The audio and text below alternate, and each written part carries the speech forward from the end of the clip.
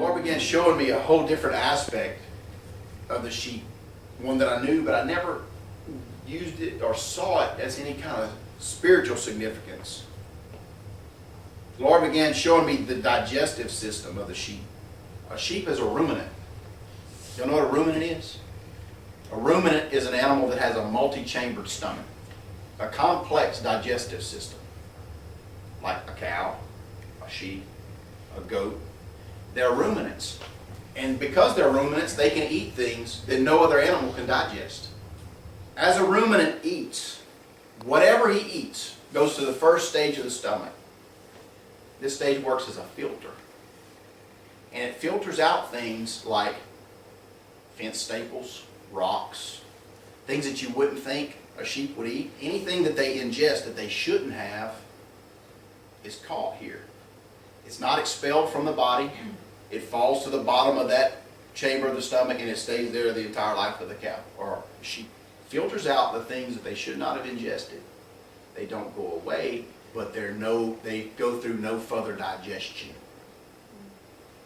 Have you ever ingested something that you shouldn't have? Have you ever heard words that you shouldn't have? Have you ever read words that you shouldn't have? Brought things into your mind that you wish you wouldn't have? You know, you can't get rid of that. Once it's there, you can't say, okay, I'm going to delete that and it's gone. It stays there.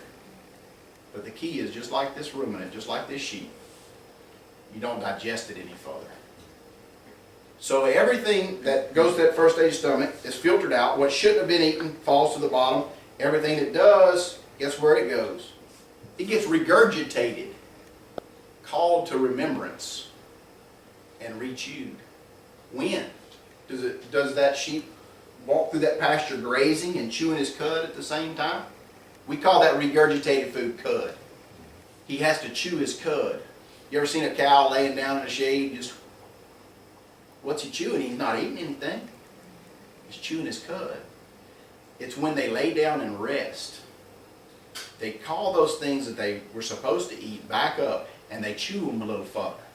Then it goes on to the next phase of the digestive process. The things that they were supposed to eat. See, this is where we have to make a distinction. What do we call up and chew on? What do we go over and over again in our mind? What do we dwell on? What are the things that we break down further, that we look deeper into, that we chew on?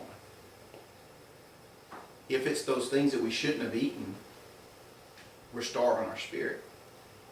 But if we call up the Word of God that we've heard, and we break it down further, we look at it a little deeper, we go a little deeper into it, and then we swallow it again, it begins to bring life to our body, just like that sheep. It brings life to them. It can't stay in the first stage. It can't recall the wrong things. But if it recalls the right things and chews them up and further breaks them down, it begins to bring life. It begins to bring life to them.